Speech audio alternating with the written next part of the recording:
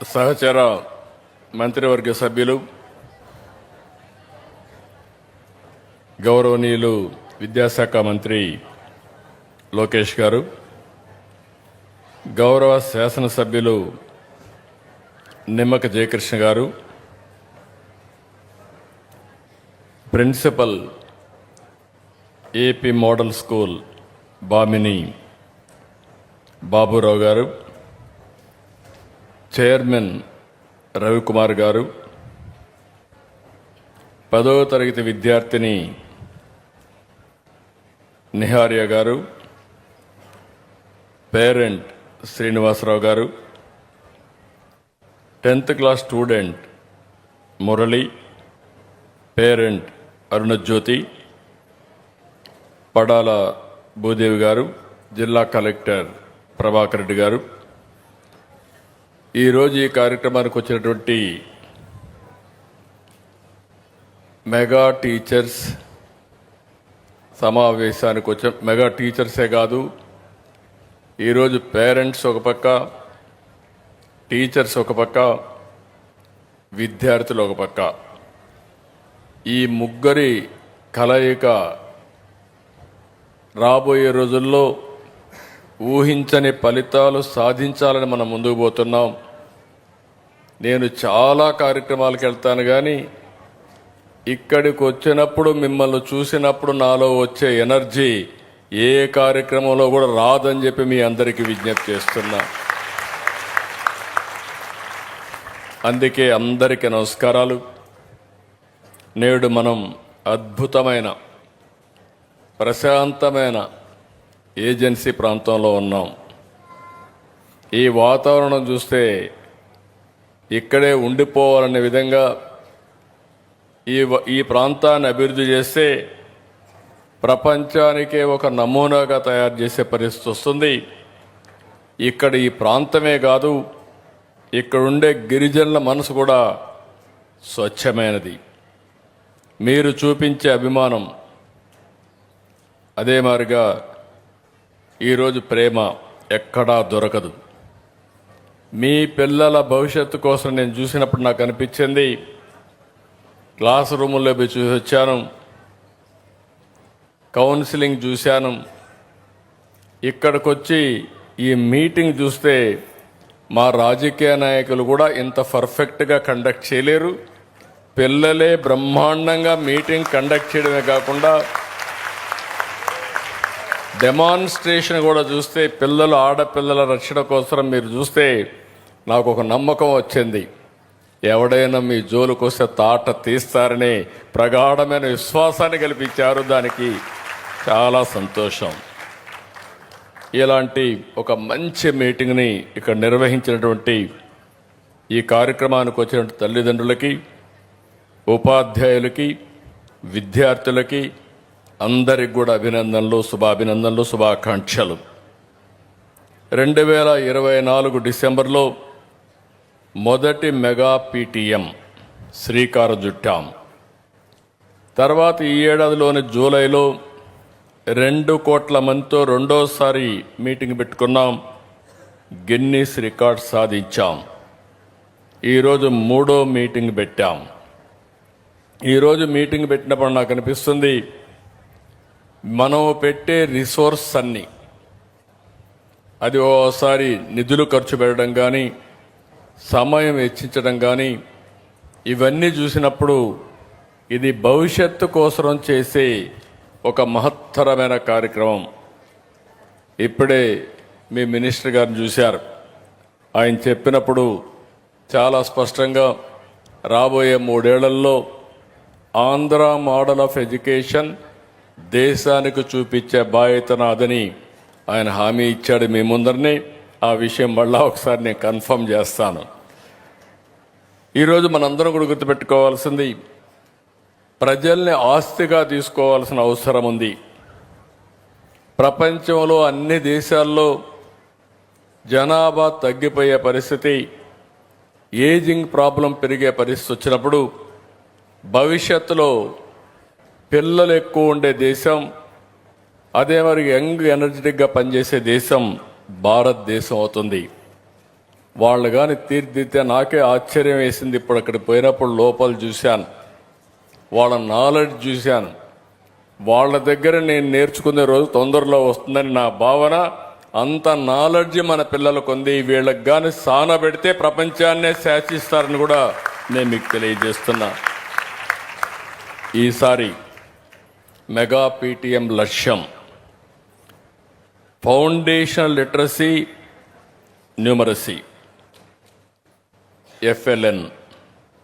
అంటే ఏదో చదివేశాం, పై తరగతికి అప్గ్రేడ్ అయిపోయాం అన్నట్టుగా కాకుండా అన్ని సబ్జెక్టులో బేసిక్ పట్టు సాధించేలా బలమైన పునాదేసే కార్యక్రమం ఇది. అందుకే విద్యార్థుల్ని స్కై, మౌంటైన్, స్ట్రీమ్ అనే 3 వర్గాలుగా, స్థాయిలుగా వర్గీకరిస్తున్నారు. మీ పిల్లల బలహీనతలు ఎక్కడున్నాయి, వారి బలం ఏంటి, అదే సమయంలో వారిని ఏ విధంగా మళ్ళీ ట్రైనింగ్ చేయాలి అనే విషయానికి ఇక్కడ శ్రీకారం చుట్టారు. ఇప్పుడే పాఠశాలకు వెళ్ళాను, అక్కడ నేను చూశాను, క్లిక్కర్ ద్వారా ఒక వినూత్నమైన కార్యక్రమం ఆడియోలో చూపిస్తున్నారు, వీడియోలో చూపిస్తున్నారు. చూసిన తర్వాత మీకందరికీ పరీక్షలు ఆటోమేటిక్గా పెడుతున్నారు. ఎవరెవరు ఏ విధంగా పాస్ అయ్యారో క్లౌడ్కి వెళ్ళిపోతుంది. టీచర్ మ్యానిపులేట్ చేయలేరు, క్లౌడ్కి వెళ్ళిపోతుంది. సరైన సమాధానమా లేకపోతే అందులో కూడా ఎంత స్పీడ్లో చెప్పారు, బాగా ఆలోచిస్తున్నారా, క్విక్గా చెప్పారు, ఇవన్నీ కూడా ఎవాల్యుయేషన్ అయిపోయే పరిస్థితి వస్తూ ఉంది. అంటే ఈ యొక్క విధానాన్ని నేను మనస్ఫూర్తిగా మంత్రిని అభినందిస్తున్నా, డిపార్ట్మెంట్ అభినందిస్తున్నా. నేను ఊహించిన దానికంటే మీరు ఫాస్ట్గా వెళ్తున్నారు. దీనికి మీ అందరికీ కంగ్రాచులేషన్స్, వెల్ డన్, చాలా బాగా చేస్తున్నారు. దీనివల్ల ఇప్పుడు మీరు చూస్తే అక్కడ ABCD, ఎస్ నో అనే అన్నీ కూడా ఉంటాయి. పిల్లలు ఎప్పటికప్పుడు దాన్ని క్లిక్ చేసే పరిస్థితికి వచ్చారు. ఈ విధానాన్ని ఇప్పుడు మీరు చూస్తే దగ్గర దగ్గర 53 పాఠశాలలో ఈరోజు ప్రారంభించుకున్నారు. మిగిలిన పాఠశాలలో కూడా తొందరలోనే చేస్తారు. పిల్లల ప్రతిభను ఎప్పటికప్పుడు ట్రాక్ చేయడం, ఎన్నికల పరీక్షల తర్వాత విద్యార్థుల సమర్థత తెలుసుకోవడం కాదు, తరగతిలో చదివిన వెంటనే ఎవాల్యుయేషన్ చేసి వాళ్ళలో ఎక్కడ డెఫిషియన్సీస్ ఉన్నాయో అవన్నీ అప్రమత్తం చేసి ఎక్కడికక్కడ ముందు తీసిపోయే పరిస్థితికి వచ్చారు. అది చూసినప్పుడు నాకు ఒక భరోసా వచ్చింది. మట్టిలో మాణిక్యాలు మన పిల్లలు. వీళ్ళకి కానీ సరైన గైడెన్స్ ఇవ్వగలిగితే ఏదైనా చేసే సామర్థ్యం ఉంది. దానికి ఇది అనువైన మార్గం అని చెప్పి కూడా నేను మీకు తెలియజేస్తున్నా. నిన్ననే మీరు చూస్తే అంధ విద్యార్థిని కరుణ, అల్లూరి సీతారామరాజు జిల్లా గిరిజన బిడ్డ, విశాఖపట్నం ప్రభుత్వ రెసిడెన్షియల్ స్కూల్లో చదువుతుంది. తన వైకల్యాన్ని అధిగమించి మొన్నే భారత్ క్రికెట్లో తిరుగులేని విజయాన్ని సాధించింది, భారతదేశ ప్రతిష్ట పెంచింది. అలాంటి వాళ్ళు చూస్తే ఒక మారుమూల ప్రాంతం, గిరిజన ప్రాంతం, అచంచలమైన విశ్వాసం, అదే సమయంలో ప్రతిభ, ఈ రెండూ కనపడే పరిస్థితికి వచ్చింది. ఈరోజు 18 నెలలు ఈ ప్రభుత్వం వచ్చి అన్ని రంగాల్లో విధ్వంసం జరిగింది, చాలా సమస్యలు ఉన్నాయి. ఈరోజు మీరందరూ గుర్తుపెట్టుకోవాల్సింది, ఈరోజు మేము ఇక్కడ ఉన్నాం. ఉప ముఖ్యమంత్రి పవన్ కళ్యాణ్ గారు పల్నాడులో మెగా పీటీఎంలో ఉన్నారు. అందరూ ఎమ్మెల్యేలు, ఎంపీలు, మంత్రులు అందరిని వెళ్ళమన్నాం, అందరినీ కూడా భాగస్వాములు కమ్మన్నాం. మొన్నటి వరకు మీరు చూస్తే సూపర్ 6 సూపర్ హిట్ చేశాం. ఇక్కడుండే ఈరోజే ఒక తల్లి తండ్రిని నేను చూశాను. వాళ్ళని అడిగాను ఎంతమంది పిల్లలని. 9 మంది పిల్లలు. కొంతమంది డిగ్రీ చేస్తున్నారు, అందులో అందరూ ఆడపిల్లలు. 6 మందికి 90,000 రూపాయలు తల్లికి వందనం వచ్చిందంటే మా తల్లి ఇక్కడే ఉంది, చాలా గర్వపడుతున్నానని చెప్పి కూడా నేను మీకు తెలియజేస్తున్నా. ఇది చూసినప్పుడు నాకెంతో ఆనందం కలుగుతుంది. ఇలాంటి ఒకప్పుడు పిల్లలు భారం అనుకున్నారు. ఇప్పుడు మీ పిల్లలే మీకు ఆస్తి, మీ పిల్లలే మీకు శ్రీరామ రక్ష, మీ పిల్లలే మీకు భవిష్యత్తు. ఆ విషయం మీరు గుర్తుపెట్టుకోండి. కానీ ఈరోజు మీరు శ్రద్ధ పెట్టగలిగితే భవిష్యత్తులో మీ కష్టాలు మొత్తం తీర్చే శక్తి మీ పిల్లలకు వస్తుంది. ఆ విషయం మీరు గుర్తుపెట్టుకోవాల్సిందిగానే మిమ్మల్ని కోరుతున్నా. ఈరోజు మీరు చూస్తే మధ్యాహ్న భోజనం నుంచి స్టూడెంట్ కిడ్స్ వరకు ఎక్కడా ఇబ్బంది లేకుండా అన్నిట్లో కూడా నాణ్యత పెంచాం.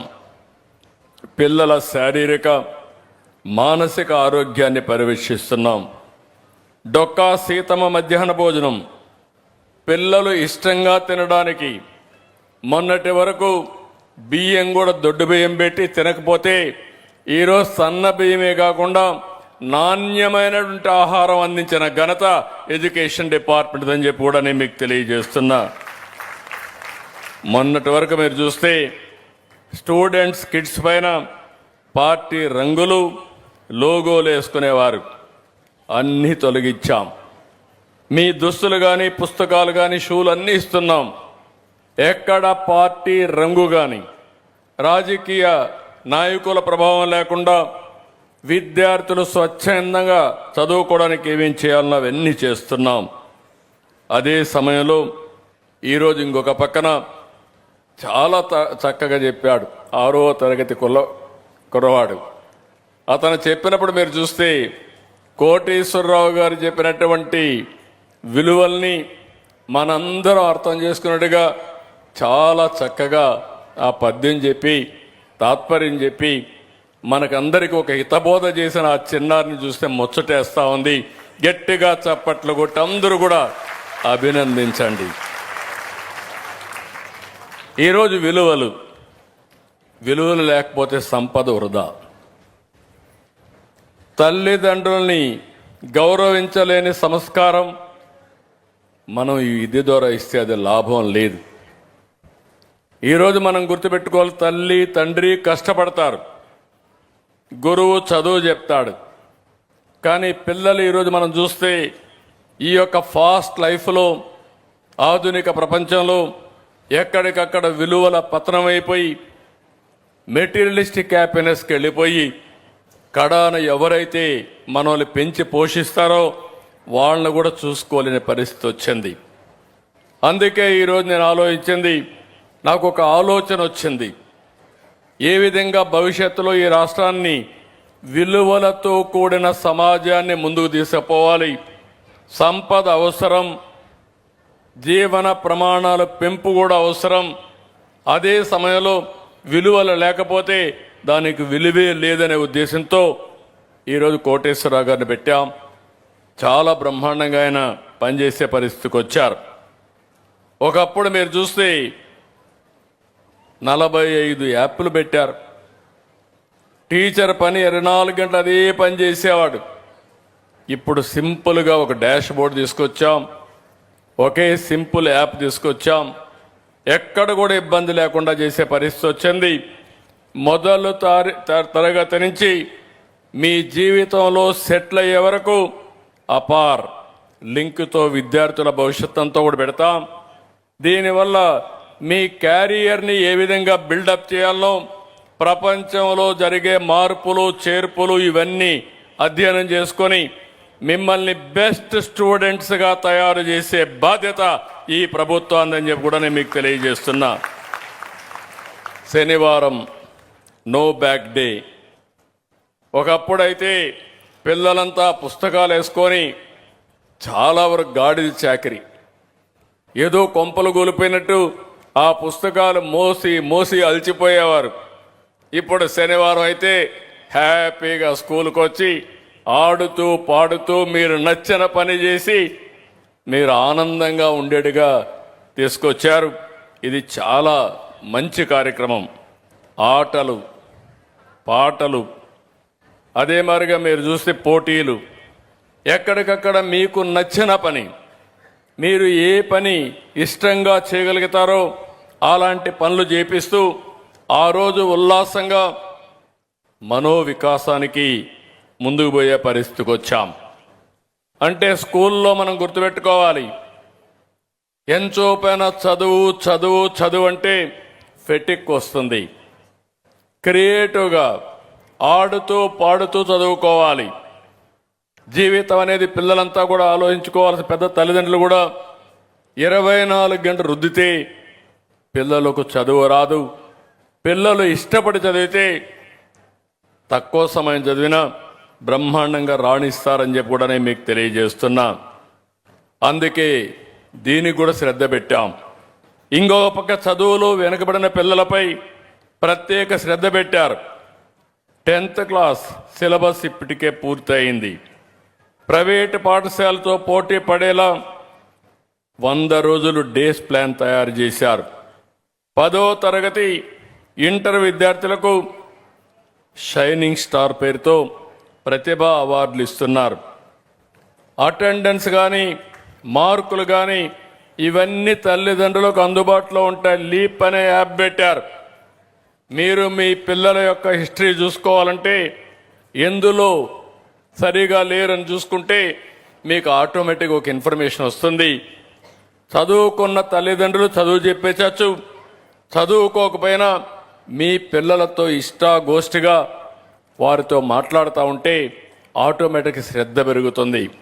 నా లెక్క ప్రకారం ఏ తల్లి తండ్రి అయినా సరే ఆ పిల్లలపైన శ్రద్ధ పెట్టిన పిల్లలు బ్రహ్మాండమైన పిల్లలుగా తయారవుతారు. ఆ తర్వాత టీచర్ కూడా మేజర్ రోల్ ప్లే చేస్తారని చెప్పి కూడా నేను మీకు తెలియజేస్తున్నా. ఇంకో పక్క వాట్సాప్లో మీకు పంపిస్తున్నాం. ఇప్పుడే ఒక క్లస్టర్ అప్రోచ్ తీసుకున్నారు. ఇంత జనాభాలో ఇంతమంది పిల్లలుంటే క్వాలిటీ ఆఫ్ ఎడ్యుకేషన్ ఎట్లుందో, ఏ విధంగా ముందుకు పోవాలనో ముందుకు పోయే పరిస్థితికి వచ్చారు. ఇంకో పక్క మీరు చూస్తే ఇప్పుడే విద్యాశాఖ మంత్రి చెప్పినట్టు విద్యలో జాతీయ స్థాయి ప్రమాణాలు అందుకోవడంలో మన రాష్ట్రం ముందడుగు వేస్తుంది. అత్యంత ఆధునిక విద్యా విధానాన్ని అమలు చేయాలని ముందుకు పోతున్నాం. నేను ఒక పక్కన సిలబస్ రాయడానికి, పాఠ్యాంశాలు ముద్రించడానికి ఒక సెక్షన్ ఉంటే ఏ విధంగా ప్రపంచంలో లెర్నింగ్ మెథడ్స్ ఏ విధంగా మారుతున్నాయో, ఎవరు బెటర్గా టీచ్ చేస్తున్నారో అవన్నీ స్టడీ చేయడానికి ఒక టీం వేసుకుని ఇప్పుడే మన టీచర్స్ని ప్రపంచం మొత్తం పంపిస్తున్నారు. బెస్ట్ కంట్రీస్ పంపిస్తున్నారు. అక్కడంతా నేర్చుకుంటున్నారు. నేర్చుకుని వాళ్ళు వచ్చి ఇక్కడ మన వాళ్ళని ట్రైన్ చేసి అలాంటి బెస్ట్ స్కిల్స్ అంతా కూడా టీచర్స్కి ఇచ్చే పరిస్థితికి వచ్చారు. ఇంకొక పక్కన మొన్నే నేను మొదటి సంతకం పెట్టాను. పిల్లల మీద నాకుండే శ్రద్ధ, టీచర్ లేకపోతే చదువు రాదు. టీచర్ లేకుండా మేము చదువు పెంచేసామంటే అది అంబక్క అవుతుంది. అందుకే నేను ముఖ్యమంత్రిగా వస్తానే మొదటి సంతకం పెట్టింది మెగా డిఎస్సి పైన పెట్టాను. 15,941 మందికి ఉద్యోగాలు ఇచ్చాం. ఇక్కడ మీరు చూస్తే చాలా సమస్యలు వస్తే కూడా కావాలని ఇవన్నీ ఉద్యోగాలు వస్తే ప్రభుత్వానికి మంచి పేరు వస్తుందని ఎక్కడికక్కడ ఇష్టానుసారంగా కోర్టుకెళ్ళి అడ్డంకులు పెడితే నేను మంత్రి గారిని, ఆ డిపార్ట్మెంట్ అభినందిస్తున్నా. అన్ని పిటిషన్లు కూడా వేసినట్టుగా అన్నిటికీ సమాధానం చెప్పి సుజావుగా 1 సంవత్సరంలో మెగా డిఎస్సి పూర్తి చేసి టీచర్లకు ట్రైనింగ్ ఇచ్చి మళ్ళా పోస్టింగ్ ఇచ్చారు. ఈరోజు ఒక టీచర్ ఇక్కడికి వస్తే, సార్ మీ మెగా డిఎస్సిలో 1 పైసా అవినీతి లేకుండా నాకు ఉద్యోగం వచ్చిందని చెప్పినప్పుడు నేను గర్వపడుతున్నానని చెప్పి కూడా నేను మీకు తెలియజేస్తున్నా. అదే మాదిరిగా ఈ నెల 10 నుంచి టెట్ ఎగ్జామ్స్ కూడా నిర్వహిస్తున్నారు. ప్రతి ఏటా డిఎస్సి పెడతాం. టీచర్స్ ట్రాన్స్ఫర్ యాక్ట్ తీసుకొచ్చారు. ఇది వినూత్నమైన కార్యక్రమం. ఏ టీచర్ కూడా రికమెండేషన్కి ఎక్కడికి పోవాల్సిన పని లేదు.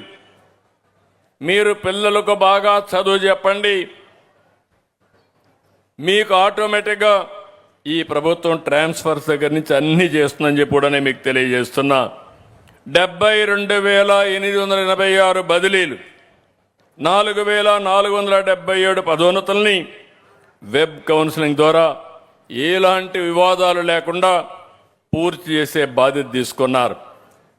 ఇంకో పక్క మీరు చూస్తే గడిచిన కాలంలో కూడా మీరు ఒకసారి ఆలోచించాలి. 1924లో టీచర్లను అవమానించారు, మద్యం షాపుల దగ్గర కాపలాలు పెట్టారు, మరుగుదొడ్లు ఫోటోలు తీపిచ్చారు, జీతాల కోసం అడిగితే ఎక్కడికక్కడ మంత్రి ఇకపోతే అడిగితే కేసులు పెట్టే పరిస్థితికి వచ్చారు.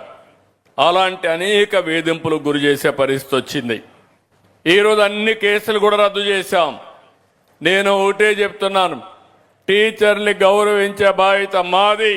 పిల్లల్ని భావితరాల భవిష్యత్తు కోసం ఉత్తమ విద్యార్థులుగా తీర్చిదిద్దే బాధ్యత టీచర్లదని చెప్పి మరొక్కసారి విజ్ఞప్తి చేస్తున్నా. ఈరోజు మనం ఒకసారి చూస్తే ప్రైవేట్ స్కూల్స్కి ఇలాంటి ప్రెమిసెస్ ఉండవు. ఒక బ్రహ్మాండమైనటువంటి రెసిడెన్షియల్ క్యాంపస్ ఉంది. ఇంకొక పక్కన మీరు చూస్తే మన దగ్గరుండే టీచర్లు 1,89,099 మంది. మన దగ్గరుండే పిల్లలు 32,99,508 మంది పిల్లలు. అంటే ఒక టీచర్కి 18 మంది పిల్లలు. ఈ విషయం మీరు గుర్తుపెట్టుకోవాలి. అదే ప్రైవేట్లో చూస్తే అక్కడ మీరు చూసినప్పుడు దగ్గర దగ్గర 1,28,951 మంది పిల్లలు. అదే టీచర్లు పిల్లలు వచ్చి 35,64,867 మంది. అంటే మన దగ్గర 33 లక్షలకి 1,90,000 మంది టీచర్లుంటే ప్రైవేట్ స్కూల్స్లో 36 లక్షలకి 1,29,000 మాత్రమే ఉన్నారు. అంటే మన దగ్గర ఒక టీచర్కి 18 మంది స్టూడెంట్స్ ఉంటే ప్రైవేట్ స్కూల్స్లో ఒక టీచర్కి 28 మంది ఉన్నారు. దగ్గర దగ్గర 10 మంది డిఫరెన్స్ ఉన్నారు. ఇంత స్టాఫ్ ఉన్నప్పుడు మీరు సమర్థవంతంగా పనిచేస్తే ప్రైవేట్ స్కూల్స్ కాదు, దేశానికి నెంబర్ 1గా తయారు చేసే బాధ్యత ఈ ప్రభుత్వం మీకు ఇస్తాం. నిరూపించుకోవాల్సిందిగా మా టీచర్లందరికీ విజ్ఞప్తి చేస్తున్నా. ఇది అసాధ్యమైన కార్యక్రమం కాదు, ఇది సాధ్యం. పోయిన గవర్నమెంట్లో చాలా సమస్యలు వచ్చాయి. విద్యా వ్యవస్థను అస్తవ్యస్తం చేశారు. లక్షల మంది విద్యార్థులు జీవితాలతో ఆడుకున్నారు. చాలా బకాయిలు పెట్టిపోయారు. మీరు చూస్తే కోట్ల రూపాయలు 6,500 కోట్లు ఒక్క విద్యాశాఖలో బకాయిలు పెట్టడం, డబ్బులు ఎగ్గొట్టడం, ఇష్టానుసారంగా పోస్టింగ్స్ ఇవ్వకుండా పోవడం చాలా చేశారు. అవన్నీ కూడా ఈరోజు కరెక్ట్ చేశాం. ఈరోజు ఇక్కడికి వచ్చినప్పుడు నేను ఒకటే మిమ్మల్ని అందరినీ కోరుతున్నా, పిల్లలందరినీ పెద్దలను కూడా కోరుతున్నా. నేను ఒక స్పష్టమైన విధానాలతో ముందుకు పోతున్నాను. విజన్ 2047 ప్రధానమంత్రి గారు వికసిత్ భారత్, పిల్లలకి కొండారుగట్టు అర్థం చేసుకోవాలి. 2047 అంటే ఎగ్జాక్ట్గా 25 పూర్తయింది. 2047కి వికసిత్ భారత్ కేంద్రంలో ఉంటే మన రాష్ట్రంలో స్వర్ణాంధ్రప్రదేశ్ తీసుకొచ్చాం. ఇందులో కూడా మీరు ఒకసారి గుర్తుపెట్టుకుంటే, నిన్న మొన్న చూశాను ఎడ్యుకేషన్ మినిస్టర్ గారు విద్యాశాఖ, రాజ్యాంగం, ప్రజాస్వామ్యం ఈ రెంటిని డెమాన్స్ట్రేట్ చేసేదానికి స్టూడెంట్ అసెంబ్లీ పెట్టారు. ఆ అసెంబ్లీ నేను చాలా, ఎందుకంటే ఈ రాష్ట్రంలో అందరికంటే ఎక్కువ అనుభవం ఉండే వ్యక్తిని. 78 నుంచి చట్టసభలు చూస్తూనే ఉన్నాను. ముఖ్యమంత్రిగా అందరికంటే ఎక్కువ సమయం ఉన్నాను. కానీ అక్కడ జరిగిన అసెంబ్లీ చూస్తే పిల్లలు అసెంబ్లీలో అదరగొట్టారు, బ్రహ్మాండంగా చేశారు, బాగా రాణించారు. ఒక వినూత్నంగా ముందుకు పోయే పరిస్థితికి వచ్చారు. దీనివల్ల ప్రజల్లో ఒక చైతన్యం వచ్చింది. ప్రజాస్వామ్యం అంటే ఏంటి, ప్రజాప్రతినిధులు ఎట్లుండాలి, రాజ్యాంగం మనకిచ్చిన హక్కులేంటి, మన బాధ్యతలేంటి, ఇవన్నీ కూడా చూపించే పరిస్థితికి వచ్చారు. దాన్ని సూపర్ హిట్ చేసే పరిస్థితికి వచ్చారు. అందుకే ఇక్కడే పిల్లలందరినీ మిమ్మల్ని కోరుతున్నా, నేను ఒక స్పష్టమైన విధానం తీసుకొచ్చాను. ఆ విధానాన్ని మీ అందరికి కూడా పెట్టాను. ఈరోజు నా ఆలోచన 47కి పేదరికం లేని సమాజం, జీరో పావర్టీ, అందరికీ ఉపాధి కల్పించడం రెండోది, మూడోది మానవ వనరుల్ని అభివృద్ధి చేయడమే కాదు ప్రపంచంలోనే మేధాశక్తికి చిరునామాగా ఆంధ్రప్రదేశ్ తయారు చేయడం, నీటి భద్రత, వాటర్ సెక్యూరిటీ, అందరికీ వ్యవసాయానికి తాగడానికి ఇండస్ట్రీకి నీళ్లు అందించడం, వ్యవసాయం గిట్టుబాటు ధరలు రావడం, వ్యవసాయాన్ని లాభసాటిగా తయారు చేయడం, రైతుకు ఇబ్బంది లేకుండా చేయడం 5వ పాయింట్ కింద పెట్టుకున్నాం. మౌలిక సదుపాయాలు ఈరోజు మనం చూస్తున్నాం. ఇప్పటికి కూడా ఏజెన్సీ ప్రాంతాల్లో, మారు ప్రాంతాల్లో రోడ్లు లేక ఇవన్నీ కూడా అనేక ప్రయత్నాలు చేస్తూ ఉంటే అవన్నీ కూడా పూర్తి చేసే బాధ్యత తీసుకొస్తాం. అన్ని ఇండ్లకు కరెంట్ ఇవ్వడమే కాదు, ఈరోజు ఈ స్కూల్లో ఇక్కడే కరెంట్ ఉత్పత్తి చేసుకునే శక్తి రావాలి, సోలార్ పెట్టాలి. అవసరమైతే ఎక్కడికక్కడ సోలార్ తయారు చేసి బ్యాటరీ పెట్టి మీ ప్రాంతంలోనే కరెంటు తయారు చేసుకుంటూ మీ ఇండ్లపైనే కరెంటు తయారు చేసుకుని తద్వారా కరెంటు ఛార్జీలు తగ్గించుకోవడం. ఇంకొక పక్క నాణ్యమైన ఉత్పత్తులు. నేను అందుకే ఒక ప్రోగ్రాం ఇచ్చాను, 1 ఫ్యామిలీ 1 ఆంటర్ప్రెన్యూర్. ఈ పిల్లలను చూస్తే నాకు ఒక నమ్మకం వచ్చింది, భవిష్యత్తులో మీరు ఉద్యోగాలు చేయడమే కాదు మీరు ఉద్యోగాలు ఇచ్చే స్థాయికి ఎదగతారనేది నా ప్రగాఢమైన విశ్వాసం. ఇది అయిన తర్వాత స్వచ్ఛాంధ్ర. ఇప్పుడే పిల్లలు చెప్పారు, నేను ఒకటే ఆలోచిస్తూ స్వచ్ఛాంధ్ర, సర్క్యులర్ ఎకానమీ, ఏది కూడా వేస్ట్ కాదు, అన్ని కూడా ఉపయోగపడతాయి. దాన్ని సంపదగా సృష్టించుకోవాల్సిన బాధ్యత మన పైనుంది. కలెక్టర్ గారు ఒక చిన్న పని చేశాడు, చాలా నేను అభినందిస్తున్న జిల్లా కలెక్టర్ని. ఇక్కడ చూస్తే ముస్తాబు ఒక సింపుల్ కార్యక్రమం. ఇప్పుడే ఒక స్టూడెంట్ కూడా చెప్పారు, మా కలెక్టర్ ప్రారంభించిన కార్యక్రమం మాలో ఒక చైతన్యం తీసుకొచ్చింది, బ్రహ్మాండంగా పరిశుభ్రంగా ముందుకు పోతున్నామని పిల్లలు చెప్పే పరిస్థితికి వచ్చారు. మీరు తీసుకొచ్చిన ముస్తాబు బ్రహ్మాండమైన కార్యక్రమం. దీన్ని రాబోయే రోజుల్లో అన్ని ఇండ్లకు కూడా చేరి పరిశుభ్రమైన ప్రాంతంగా ఏజెన్సీని తయారు చేస్తే ప్రపంచం మొత్తం ఈ ఏజెన్సీకి వచ్చి బ్రహ్మాండమైన నేచర్ని ఎంజాయ్ చేసే పరిస్థితి వస్తుంది. వర్క్ ఫ్రమ్ ఏదైతే ఇది కూడా హోమ్ స్టే కూడా తీసుకొస్తున్నాం, ఇవన్నిటికీ ఉపయోగపడుతుందని చెప్పి కూడా నేను మీకు తెలియజేస్తున్నా. ఇది అయిన తర్వాత డీప్ టెక్నాలజీ పెరిగింది. ఈరోజు క్లిక్కర్ తీసుకొచ్చిన, సెల్ ఫోన్ తీసుకొచ్చిన, ఇవన్నీ మీరు ఒకసారి చూస్తే ఎలాంటి ఇబ్బంది లేకుండా నేరుగా మీకు అందరికీ సమాచారం వచ్చేస్తుంది. మీ అబ్బాయి డుమ్మా కొట్టినా, అమ్మాయి స్కూలుకు రాకపోయినా రియల్ టైంలో పేరెంట్స్కి మెసేజ్ వెళ్ళిపోతుంది. మీరు ఒక్కసారి చూసుకుంటే ఇంకా మీకు ఇబ్బంది రాదు. దీనికి కూడా మీరు గుర్తుపెట్టుకోండి, పిల్లలు చదువుకున్నప్పుడు మీరు ఆలోచించాలి. మంత్రి గారి ప్రోత్సాహంతో AI, artificial intelligence, data centre 15 billion అంటే 1,40,000 కోట్ల రూపాయలు పెట్టుబడితో విశాఖపట్నానికి భారతదేశంలోనే ఒక మకుటంగా తయారు చేసే కంపెనీ విశాఖపట్నానికి వస్తుంది.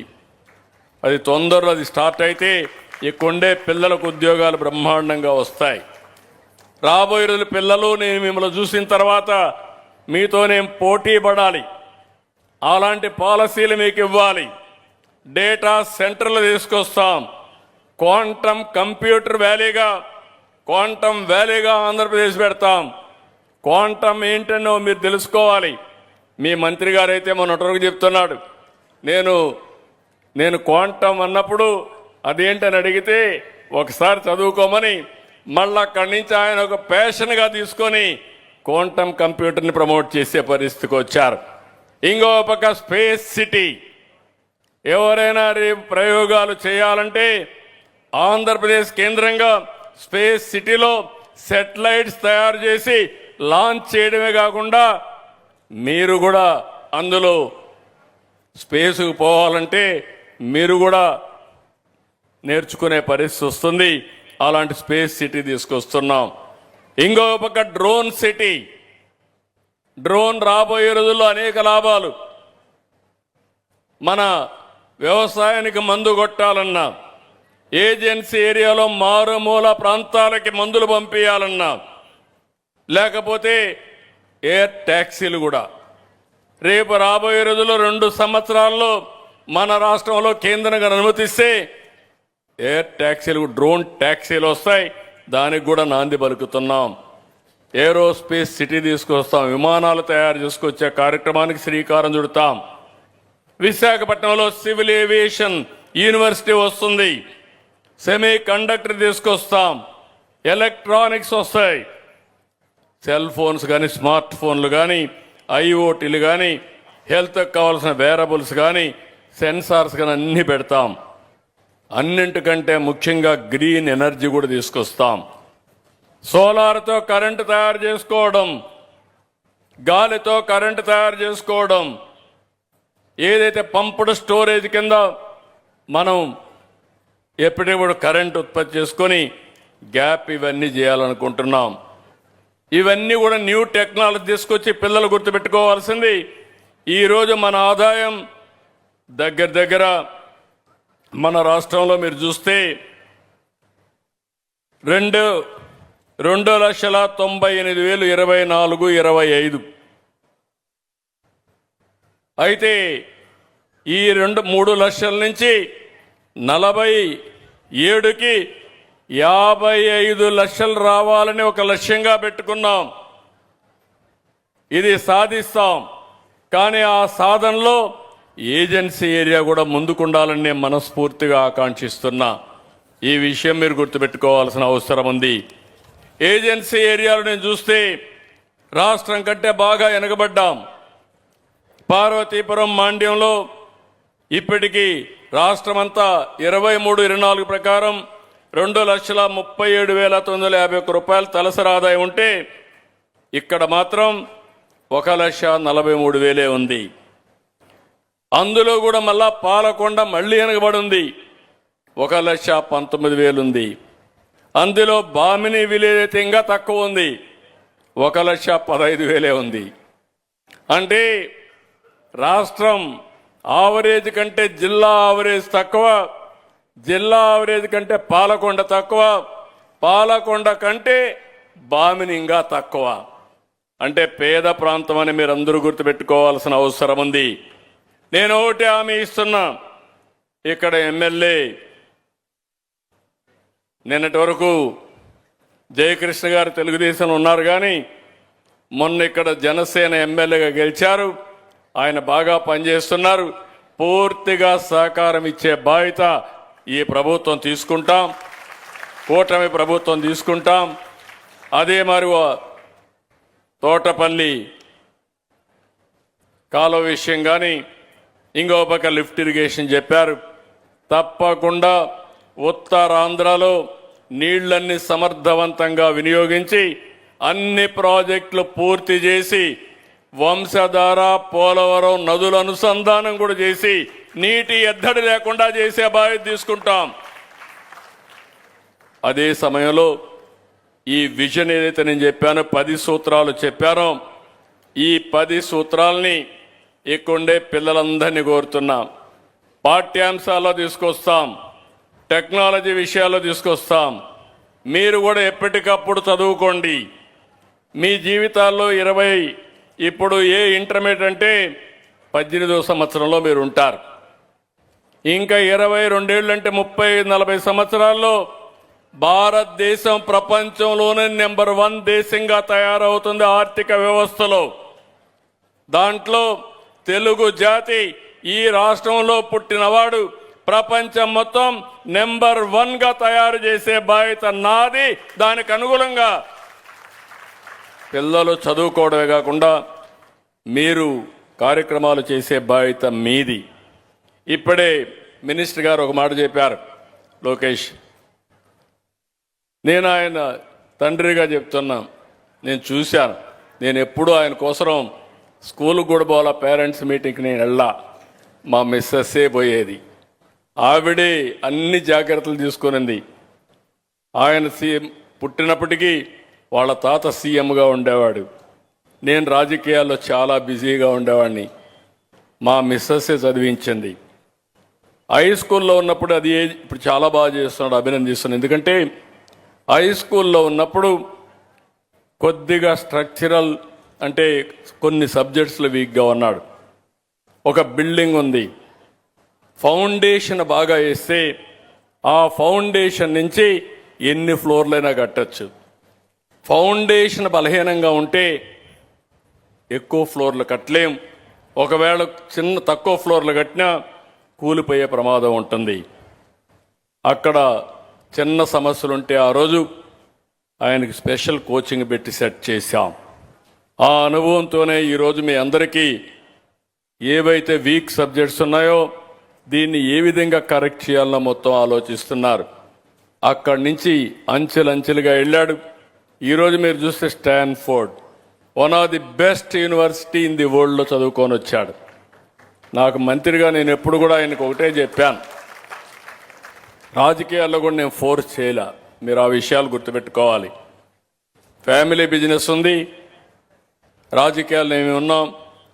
మీరు ఏది మనస్ఫూర్తిగా చేయగలిగితే ఇష్టపడితే చేయమన్నాం. ఆలోచించుకొని రాజకీయాలకు వచ్చారు. ఈరోజు ఇంకొక పక్కన మొన్న మంత్రిగా ఇచ్చినప్పుడు కూడా నేను ఆలోచించినప్పుడు ఏ మంత్రి తీసుకుంటారంటే, ఏ పోర్ట్ఫోలియో తీసుకుంటారంటే ఆయన ఎడ్యుకేషన్ తీసుకుంటారంటే నేను ఒకసారి చెప్పాను, ఎడ్యుకేషన్ ఎప్పుడు డిఫికల్ట్గా ఉంటుంది, పిల్లలు టీచర్లు అనేక ఉంటాయంటే కాదు, నేను ఇష్టపడుతున్నా, నేను తీసుకొని ఒక చరిత్ర సృష్టించడానికి నేను సిద్ధంగా ఉన్నానంటే నేను చేయమని చెప్పి ఆశీర్వదించాను. ఈరోజు ఆయన చెప్తున్నా, మీ తల్లి నిన్ను స్టాన్ఫోర్డ్ వరకు తీసుకెళ్ళింది, ఇప్పుడు నువ్వు మంత్రి అయ్యావు. ఈ పిల్లల్ని ఆ స్టాండర్డ్కి తయారు చేసే బాధ్యత మీదని మరొక్కసారి గుర్తు చేస్తున్నా. ఇది అసాధ్యం కాదు, సాధ్యం. పిల్లలు మట్టిలో మాణిక్యాలు, వాళ్ళకు కావాల్సిన సరైన ఎడ్యుకేషన్ ఇవ్వాల్సిన అవసరం ఉంది. టైంలు అన్నీ ఉన్నాయి, టీచర్లు ఇచ్చాం, బ్రహ్మాండమైన క్యాంపస్లు ఉన్నాయి, కొన్ని వేల కోట్ల రూపాయలు బడ్జెట్ ఖర్చు పెడుతున్నాం. దీన్ని సమర్థవంతంగా పనిచేసే యంత్రాంగం ఉంది. మంచి పాలసీలు తీసుకురండి, ఆ పాలసీని మీరు అమలు చేయండి. ఇది సాధ్యమని చెప్పి కూడా నేను మీకు తెలియజేస్తున్నా.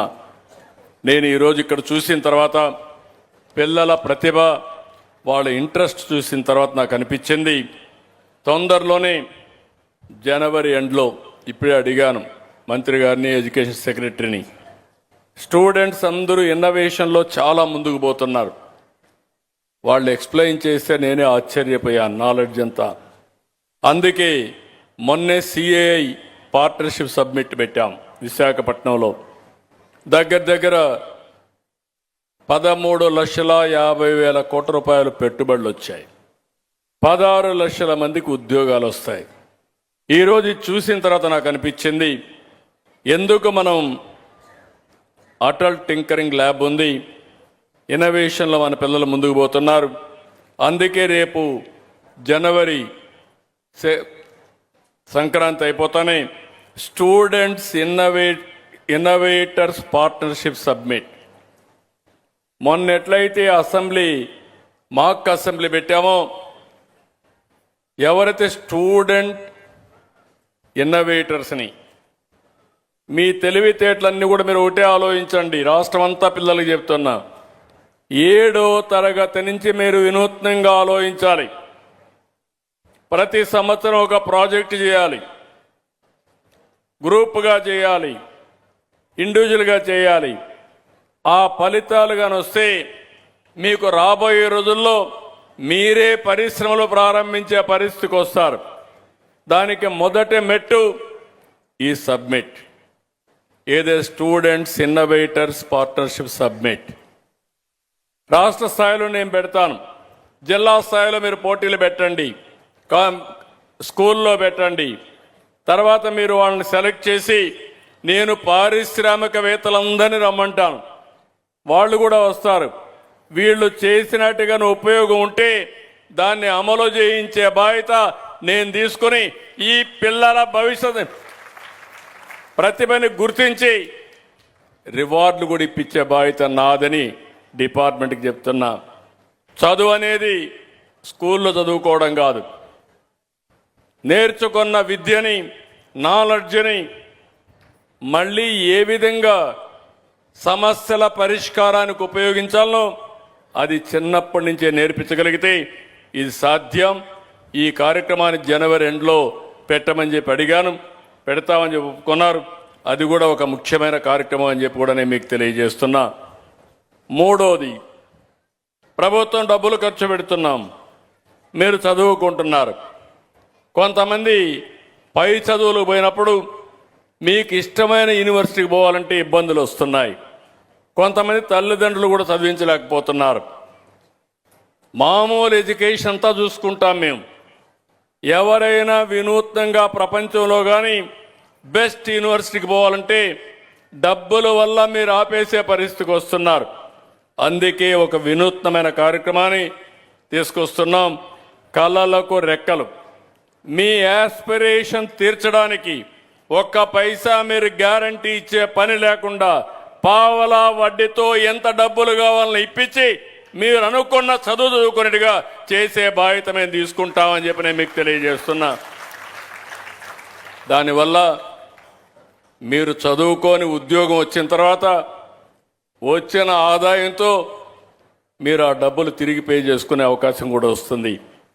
మీ యాస్పిరేషన్స్ని, మీ కోరికల్ని మీరు చంపుకోవాల్సిన అవసరం లేదు. మీకు శక్తి ఉంది, సమర్థత ఉంది. కానీ ఆ నాలెడ్జ్ కానీ సరైన సమయంలో వస్తే మీ జీవితాలు ఇంకొక లెవెల్కి వెళ్తాయి. అది కూడా చేస్తామని చెప్పి కూడా నేను మీకు తెలియజేస్తున్నా. ఇంకొక విషయం, ఇక్కడ చూస్తే పిల్లల్ని నేను చూశాను, చాలా బ్యూటిఫుల్గా చేశారు. నిజ జీవితంలో ఇది మీరు చేయాల్సిన అవసరం ఉంది. ఎప్పటి నుంచో మేము ఆలోచిస్తున్నాం. డాక్రా సంఘాలు పెట్టాం, ఉద్యోగాల్లో కాలేజీల్లో రిజర్వేషన్లు తీసుకొచ్చాం. ఈరోజు ఎక్కడికి చూసినా చాలా వరకు సమర్థవంతంగా ముందుకు పోతున్నారు. కానీ ఇంకా కూడా సమర్థవంతంగా ముందుకు పోవాలి. అవసరమైతే నేను ఈరోజు అనిపించింది, ఈరోజు ఎస్సీ ఎస్టీ అట్రాసిటీ యాక్ట్లు తీసుకొచ్చాం, చట్ట భద్రత కల్పించాం. భవిష్యత్తులో ఆడవాళ్ళని హీనంగా మాట్లాడే మాటలు కానీ హింసించే బాధ్యత ఎవడన్నా తీసుకుంటే ఒక ప్రత్యేకమైన చట్టం తీసుకొచ్చి ఆడబిడ్డలకు భద్రత కల్పించే బాధ్యత, భరోసా ఇచ్చే బాధ్యత ఈ ప్రభుత్వం తీసుకుంటాం. జెండర్ ఈక్విటీ ఉండాలి, ఆడబిడ్డల్ని గౌరవించే సంస్కారం ఉండాలి. నేను ఎన్నోసార్లు చెప్పాను, ఎవరైనా ఆడబిడ్డల జోలుకొస్తే అదే చివరి రోజు అవుతుందని చాలా హెచ్చరించాను. ఇంకో పక్క పిల్లలందరికీ విజ్ఞప్తి చేస్తున్నా, ఈ డ్రగ్స్ దాని మీద మీరు రాజీ లేని పోరాటం చేయాల్సిన బాధ్యత మీ పిల్లలపైన అందరిపైన ఉంది. అది కూడా మనం డ్రగ్స్ మీద వ్యతిరేకంగా పోరాడమే కాకుండా మనం అందరం ఎక్కడికక్కడ మనం ముందుకు పోగలిగితే ఒక మంచి సమాజాన్ని రూపకల్పన చేసుకున్న వాళ్ళు అవుతాం. ఇప్పటికే విద్యాశాఖలో 28 రిఫార్మ్స్ తీసుకొచ్చారు. ఇంకో పక్క ఇంటర్మీడియట్లో 10 రిఫార్మ్స్ తీసుకొచ్చారు. 38 రిఫార్మ్ తీసుకొచ్చారు. మూడో పేటీఎంకి ఇన్ని మార్పులు వచ్చాయి. ఇంకా 5 ఏళ్లలో 7 పేటీఎంలు ఉంటాయి, మెగా పేటీఎంలు ఉంటాయి. ఈ 7 అయ్యే లోపల నాకు అనుమానం లేదు, దేశానికి ఆంధ్రప్రదేశ్ ఒక ఆదర్శంగా, ఒక రోల్ మోడల్గా ఎడ్యుకేషన్ అందించే బాధ్యత మనం తీసుకుంటామని చెప్పి నేను మీకు తెలియజేస్తున్నా. పిల్లలు కూడా పార్టిసిపేట్ చేయండి, తల్లిదండ్రులు కూడా చర్చించండి. ఎప్పటికప్పుడు మార్పులు తేవాలంటే స్కూల్స్లో మీరు తీసుకురండి. మీ స్థాయి అయిన తర్వాత గవర్నమెంట్ చేయాలంటే సజెస్ట్ చేయండి. ఇది మన ప్రభుత్వం, మీరందరూ కోరుకున్న ప్రభుత్వం. మీ కోరికలు తీర్చడానికి, మీ యాస్పిరేషన్స్ని ఫుల్ఫిల్ చేయడానికి పనిచేసే ప్రభుత్వం. అది డెఫినెట్గా చేస్తామని మరొక్కసారి తెలియజేసుకుంటూ నేను అన్ని డిపార్ట్మెంట్ని ప్రక్షాళన చేస్తున్నాను. టెక్నాలజీని ఎక్కడికక్కడ అనుసంధానం చేస్తున్నాం. మనం అందరం గుర్తుపెట్టుకోవాలి, మీరెవ్వరూ ఊహించి ఉండరు. ఈరోజు ఏ పని కావాలన్నా ఏ ఆఫీసుకు పోయే పని లేదు. మీరు మీ వాట్సాప్ ద్వారా అన్ని సేవలు అందిస్తారు. అది కూడా ఆర్టీజీఎస్ మినిస్టర్గా లోకేష్ గారు దాన్ని కూడా తీసుకొచ్చారు. ఈ వాట్సాప్ గవర్నెన్స్లో 750 సేవలు. మీ ఊర్లో ఎంఆర్ఓ ఆఫీస్ ఉన్నా పోయే పని లేదు. మీ ఊర్లో కలెక్టర్ ఉన్నా ఆయన దగ్గరికి పోవాల్సిన పని లేదు. దర్జాగా ఫోన్లో మెసేజ్ పెడితే మీ సేవలు మీకు అందే విధంగా చేసే బాధ్యత నాదని మీ అందరికీ విజ్ఞప్తి చేస్తున్నా. ఈరోజు మీరందరూ చూస్తూ ఉంటారు, నేను ఎప్పటికప్పుడు పింఛన్ ఇస్తే టెక్నాలజీ ద్వారా ఆడిట్ చేసుకుంటున్నాను ఎక్కడ పింఛన్ ఇచ్చామని. అదే సమయంలో పింఛన్ ఇచ్చిన తర్వాత మళ్ళీ మీకు ఒక మెసేజ్ పంపిస్తున్నాను, మీ పింఛన్ సక్రమంగా అందిందా, ఏమైనా డబ్బులు అడిగారా, లేకుంటే ఏమన్నా మిమ్మల్ని అవమానించే విధంగా మాట్లాడారని చెప్పి అడుగుతున్నాను. వస్తున్నాయా లేదా నా ఫోన్లని మిమ్మల్ని అడుగుతున్నా. వస్తున్నాయని చేలిపైకి ఎత్తండి. ఎప్పటికప్పుడు పంపిస్తున్నాం. ఇంకా కొంతమంది ఫోన్లు సరిగా వాడడం లేదు, మీకు ట్రైనింగ్ కూడా ఇవ్వాలి. అందుకే గ్రామాల్లో ఉండి స్వర్ణ గ్రామాల ఆలయాలు ఉన్నాయి, కార్యాలయాలు ఉన్నాయి, వాళ్ళందరినీ ఈ పనికే పెడతా, మీ అందరిలో ట్రైనింగ్ ఇప్పిస్తా. భవిష్యత్తులో మీ సెల్ ఫోనే మీకు ఆయుధం. ఏది కావాలన్నా దర్జాగా చేసుకునే విధంగా మిమ్మల్ని ఎంపవర్ చేసే బాధ్యత మాదని మరొక్కసారి మీ అందరికీ విజ్ఞప్తి చేస్తూ, ఈరోజు 3వ మెగా పీటీఎం చాలా బాగా జరిగింది. చాలా తృప్తినిచ్చింది, నమ్మకాన్ని ఇచ్చింది. ఈరోజు అందరం కూడా భాగస్వాములయ్యాం.